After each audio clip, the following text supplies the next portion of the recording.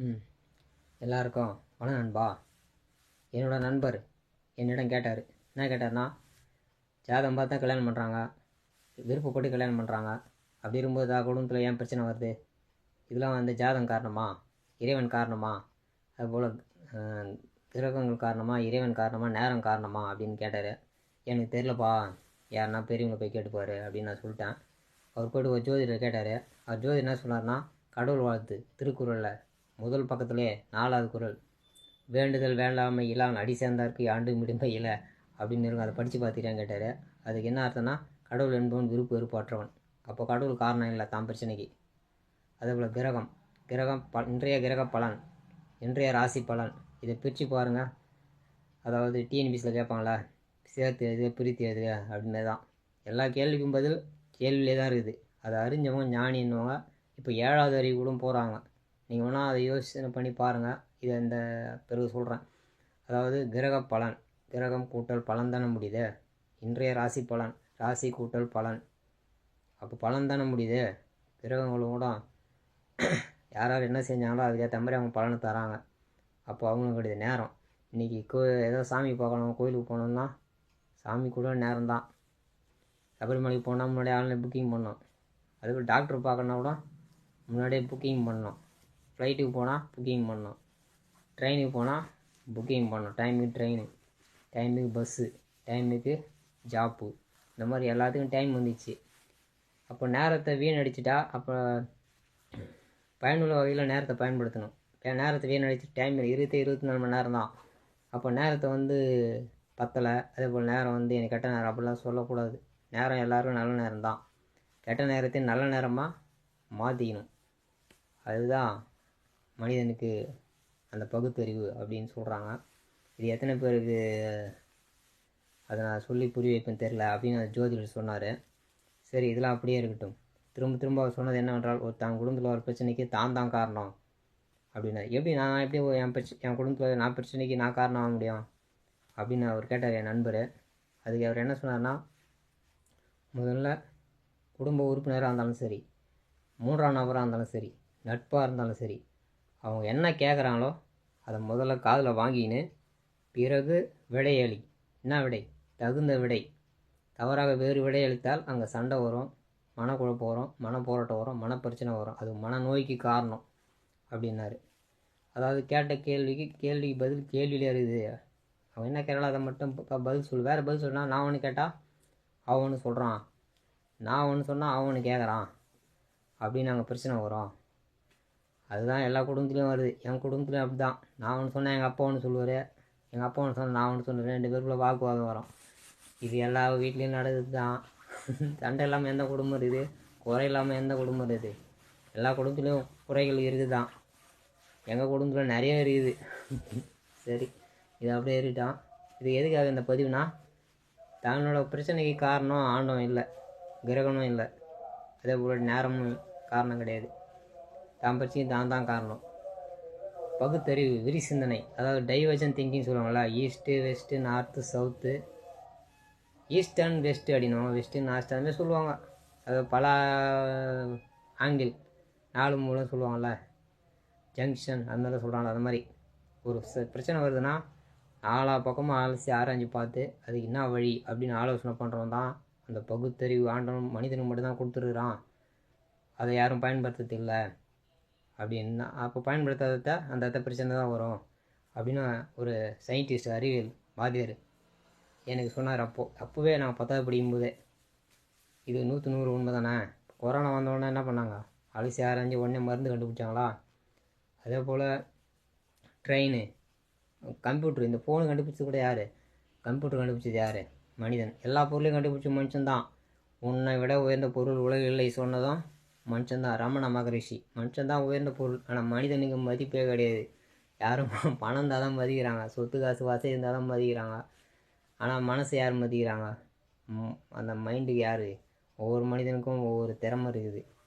ஆனால் அதெல்லாம் மதிப்பு இல்லை தான். சரி, இந்த சப்ஜெக்ட் அப்படியே இருக்கட்டும். இது எதுக்கு இந்த பதிப்பு நம்ம சொல்ல வந்தோன்னா, தன்னோட குடும்பத்தில் ஒரு பிரச்சனைக்கும் அதே போல் காரணத்துக்கு, அந்த பிரச்சனைக்கான காரணத்துக்கு யாரும் காரணம் கிடையாது, தான் காரணம் அப்போ தன்னை மாற்றிக்கணும், தன்னை திருத்திக்கணும், விட்டு கொடுத்து போகணும். அதே போல் ஒற்றுமையாக இருக்க பழகிக்கணும். ப்ளஸ் இன்ட்டு ப்ளஸ்ன்னா சொல்லுவோம், ப்ளஸ்ஸு தான். அதே மாற்றி சொல்லுவாங்களே, ப்ளஸ் இன்ட்டு மைனஸ்னால் எனக்கு தெரில, நீங்கள் யோசிச்சு பாருங்கள்.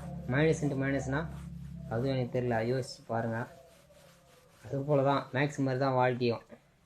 ரூட்டு கரெக்டாக இருந்தால் ரூட்டு. அதே போல் யார் குடும்ப உறுப்பினர் எது சொன்னாலும் அது நல்லதாக இருந்தால் ஏற்றுக்க வேண்டியது தான், கெட்டதாக இருந்தால் ஆலோசனை பண்ணி எது பெஸ்ட்டோ அதை முடிவு எடுக்கணும். அப்போ அந்த குடும்பத்தில் எந்த சண்டையும் வராது. கரெக்டு தானே? அதுபோல் தான் இன்றைக்கும் குடும்பத்தில் ஒற்றுமையாக இருந்துட்டா வசதி வாய்ப்பு விதியை கூட மாறும் அப்படின்னு சொல்கிறாங்க. அது எந்த அளவுக்கு உண்மை எனக்கு தெரில. விதி மாறுதோ இல்லையோ, தன் குடும்பத்தில் சந்தோஷம் நோய் நொடி இல்லாமல் இருந்து அதே போல் அமைதியாக வாழ கற்றுட்டாலே அதோட பெரிய சொத்துன்னா இருக்குது. நோயற்ற வாழையோ குறையற்ற செல்வன்றோம். குடும்பத்தில் அமைதி இல்லை அப்படின்னு சொல்கிறத விட இப்போ அமைதியாக இது அது போதுன்றது அதோட பெரிய சொத்து. அதெல்லாம் எப்படி உங்களுக்கு புரிய போகுது அப்படின்னு அந்த ஜோதிடர் சொன்னார். சரி, அவர் இன்னும் நிறைய சொல்ல போகிறாரு, நம்மளால் கேட்க முடியல, மனசு ஏற்றுக்க மாட்டுதே. அவர் நம்மளை அதே போல் உன்னோட குறையெல்லாம் குறைச்சிக்கோ, நல்லதெல்லாம் கூட்டிக்கோ, ப்ளஸ் எல்லாம் கூட்டிக்கோ, மைனஸ்லாம் கழிச்சிக்கோ அப்படின்னு சொன்னார். அது கணக்கு மட்டும் இல்லை, நம்ம மனிதனுக்கும் ப்ளஸ் ஆர் மைனஸ் இருக்குது தான். அதே போல் திரும்ப சொல்லுதுன்னா, ஒரு சிலவங்க நகையே வானான்றாங்க திருமணத்துக்கு. ஒரு சிலவங்க நான் நகை போட்டு கல்யாணம் பண்ணின்னு வரேன், பொண்ணு கொடுங்க அப்படின்றாங்க. ஒரு சிலவங்க எனக்கு நகையே வேணாம், பொண்ணு கொடுத்தா மட்டும் போதும் அப்படின்னு சொல்கிறாங்க. அவங்கள பார்த்தா எப்படி தெரில. ஆனால் ஒரு சிலவங்க லட்சக்கணக்கில் நகை போடுறாங்க வராங்க, அது அவங்க வசதி வாய்ப்பு, அவங்களோட விருப்பம். இது யாரும் குற்றம் சொல்ல முடியாது, நாங்கள் யாரையும் குற்றம் சொல்லலை. ஆனால் வெளிநாட்டிலாம் பார்த்தீங்கன்னா இந்த மாதிரியா நகை மாட்டின்னு ஏறி சுற்றுறாங்க, கோட் ஷூட்டு.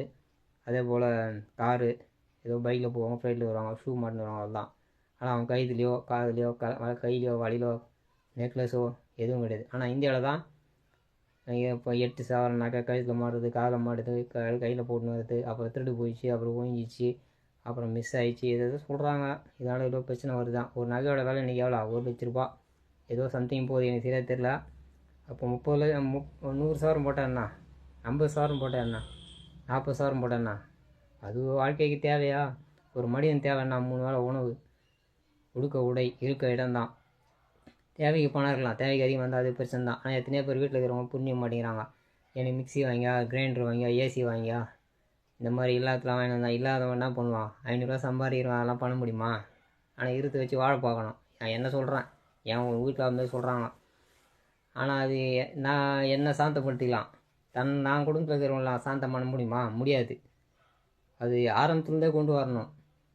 அப்படி வந்துட்டா சொன்னால் இப்போ கேட்பாங்களா? எங்கள் அப்பா சொன்னால் கேட்பாரு, எங்கள் அம்மா சொன்னால் கேட்குமா, என் தம்பி கேட்பானா, என் தங்கச்சி கேட்குமா, எங்கள் அக்கா கேட்குமா அப்படின்னு ஆரம்பத்துலேருந்தே அந்த ஃப்ரெண்ட்ஷிப் மெயின்டைன் பண்ணி வரணும். அப்படியே வந்துட்டு இப்போ வந்து திடீர்னு நான் சொன்னால் அவங்க கேட்க மாட்றாங்க, அவங்க சொத்தை நான் கேட்க மாட்டேனா, அப்போது எப்படி அந்த வீட்டில் நிம்மதி இருக்கும்? இருக்காதுல்ல.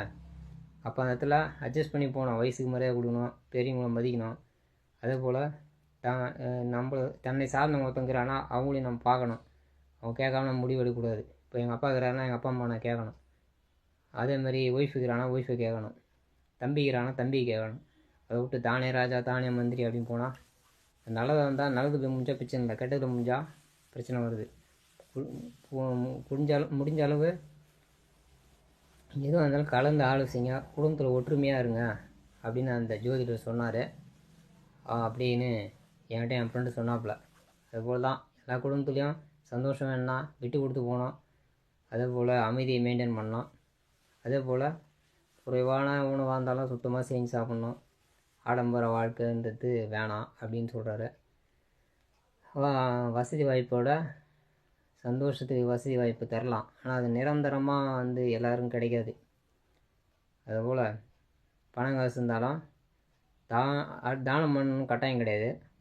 அடுத்தவங்களுக்கு கொடுத்து உதவணும். யாருக்குன்னா தன் சொந்த பந்தங்களுக்கு கொடுத்து உதவணும். அப்புறமா ஒன்றா 3ஆம் மனுஷனுக்கு கொடுக்கலாம் அப்படின்னு சொல்கிறாங்க.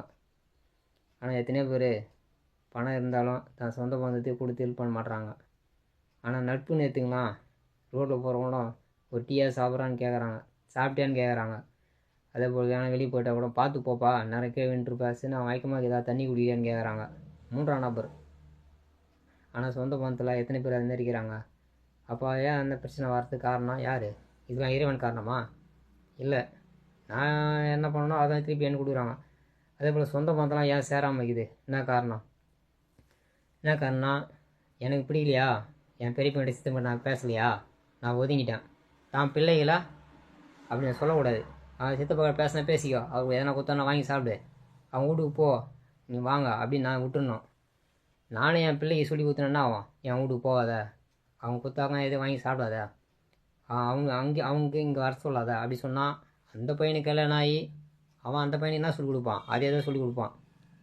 அப்போது இதுதான், நான் ஒதுங்கிட்டா கூட தான் தலைமுறைங்களா நான் நல்ல வழியை காமிட்டு போயிடணும். அதுதான் அதுதான் இதுமாரி இருந்தால் எப்படி சொந்தம் ஒன்று சேரும்? எனக்கு பிடிக்கலையா? நான் ஒதுங்கிட்ட கூட என் குழந்தை பசங்களா நான் பெரியா விட்டுருணும். சொந்த பந்தம் போய் பேசு, பழகு, போவா அப்படின்னு. ஆனால் எத்தனையோ பேர் அவங்க வீட்டுக்கு போகாதா, இவங்க வீட்டுக்கு போகாதா, இவங்க பண்ண தப்புக்க இதுங்க தலைமுறை பாதிக்குது. இதை உண்மைதான அறிவியல் பூர்வமாக அந்த ஜோதிடர் சொன்னார். இது பொதுவாக சொன்னது, யாரையும் குறிப்பிட்டு சொல்லலை. தப்பாக இருந்தால் என்னை மன்னிச்சிருங்க. மீண்டும் மீண்டும் என்ன சொல்வதுன்னா, கேள்விக்கு பதில் கேள்வியிலே இருக்குது. எல்லா கேள்வியுமே அப்படி தான். இது 100% உண்மை. எத்தனை பேர் கரெக்டாக புரிஞ்சுக்கிறான்னு தெரியாது எனக்கு. ஆனால் இது கரெக்டாக புரிஞ்சவங்க ஞானி சொல்லுவாங்க, 7வது அறிவுக்கும் போகிறாங்க. அது எப்படின்னா, இப்போது நிறைய எடுத்துக்காட்டு இருக்குது. இப்போ ஒரு எடுத்துக்காட்டு சொல்கிறேன். டிரான்ஸ்ஃபார்மர், மின்மாற்றி. மின்மாற்றி இந்த டிஎன்பிசியில் கேட்குறாங்களா, தமிழில் ஒரு வார்த்தை சொல்லுங்கன்ட்டு. அதுமாரி மின்மாற்றி, அது இங்கிலீஷில் நான் டிரான்ஸ்ஃபார்மர். அப்போது மின்மாற்றின்றது என்ன? மின் மாற்றுறது, இங்கேருந்து இன்னொரு இடத்துக்கு மின்சாரத்தை மாற்றுவது மின்மாற்றி. அவ்வளோதான், அதிலே பதில் முடிஞ்சு போச்சு. ஆனால் எல்லா அது போல் தான். அதே போல் ஃபர்னிச்சர்னா மரத்துலேருந்து உருவானதால் மரச்சாமான்கள்ன்றான். இதுவும் டிஎன்பிசியில் கேட்டது தான், இங்கிலீஷில் கொடுத்து தமிழில் கேட்பாங்களா, அதுமாரி. அதே போல் நிறைய விஷயம் இருக்குது. ஃப்ளை அப்படி சொல்லுவாங்க, ஃப்ளைனா பறக்கிறது. அதே ஃபேனாக இருந்தால் மின் விசிறின்றாடா, விசிறி. காற்று பறக்கலப்பான்ற, காற்று வைத்து விசிறம்மா, அதே தமிழில் மின். அது மாதிரி நிறைய விஷயம் இருக்குது. இது எதுக்குன்னு அந்த பதிவுனா, எல்லா கேள்விக்கும் பதில் கேள்வியிலே தான் இருக்குது. கொரோனா கூட வரும்போது கூட இந்த நோய் காரணம்னா டக்குன்னு மருந்து கண்டுபிடிச்சாங்களா? அதே போல் கம்ப்யூட்டருக்கு கண்டுபிடிச்சதும், இந்த ஏடிஎம் மிஷின் கண்டுபிடிச்சதும். ஒரு பேங்க்கில் போனால் கூட்டம் அதிகமாகிக்குது, இந்த கூட்டத்தை ரெடியூஸ் பண்ணால் என்ன பண்ணோம்? ஏடிஎம் மிஷின் வச்சாங்க, வெளியே பணம் எடுத்துக்கலான்னு. அதே போல் ரீசெண்டாக இப்போ ஏரி வேலை காசு, எவ்வளோ பேங்க்குனா எவ்வளோ கூட்டம் வந்துச்சு ஏரி வேலை காசு எடுக்கும் ஆரம்பத்தில். இப்போ என்ன ஆயிடுச்சு? வீட்டாண்டே வந்து காசு கொடுக்குற அளவுக்கு நெருங்கிச்சு. அதே மாதிரி ஏடிஎம் கார்டு, அதே போல் ஆன்லைன்லேயே டேரெக்டாக அவங்கவுங்க அக்கௌண்ட்டுக்கு பணம் வர மாதிரிலாம் கண்டுபிடிச்சிட்டாங்க. அதெல்லாம் கண்டுபிடிச்ச மனுஷன் தான். உன்னை விட உயர்ந்த பொருள் உலகில் இல்லை. இதை சொன்ன ஒரு ரமண மகரிஷி தான். இது எத்தனை பேருக்கு ஞாபகம் வருதுன்னு தெரில. மனிதன் தான் உயர்ந்த பொருள், எல்லா பொருளையும் கண்டுபிடிச்ச மனுஷன் தான். அப்போ மனிதன் என்பது எவ்வளோ புனிதமானவன். அந்த 6வது அறிவு, பகுத்தறிவு, அதாவது விரி சிந்தனை, அதை எத்தனை பேர் பயன்படுத்துகிறீங்க அப்படின்னு அந்த ஜோதிடர் கேட்குறாரு. அந்த ஜோதிடர் பேர் பாண்டுரங்கம். அவர் ஒரு ஆசிரியர், 1ஆம் வகுப்பு ஆசிரியர். அவர் இப்போ இறந்துட்டார், 75 வயசு. அவர் ஒரு ராம பக்தர். அவர் தான் சொன்னார். இப்போ அவர் இல்லை, அவர் ஞாபகம் வந்து அவரை பற்றி சொன்னோம். அவர் சொன்னது அதான், யார் எது கேட்டாலும் கேட்ட கேள்விக்கு பதில் சொல்லுங்கள், கேட்காத கேள்விக்கு தேவையில்லாமல் வேறு பதில் சொன்னால் அங்கே பிரச்சனை வரும். இதுதான் காரணம் எல்லா குடும்பத்தில் வரத்துக்குமே. கரெக்டாக தப்பா இது ஏற்றுக்க முடியாதே. நான் சொன்னது என்ன தப்பாக இருந்தால் என்னை மன்னிச்சிருங்க. இதை என் ஃப்ரெண்டு என்கிட்ட வந்து சொன்னார். அவரும் இப்போ இல்லை, அவர் இறந்துட்டார். அவர் பேர் வந்து ராமானுஜம். அவரும் ராமர் பக்தர். அவங்க ஒய்ஃபும் இறந்துட்டாங்க. சரி, இப்போ 2 பேருமே இல்லை. ஆனால் 2 பேர் ஞாபகம் இன்னும் வந்துச்சு, அதை சொன்னேன். 2 பேரும் நல்லதாக சொல்லிடுறாங்க பொதுவாக.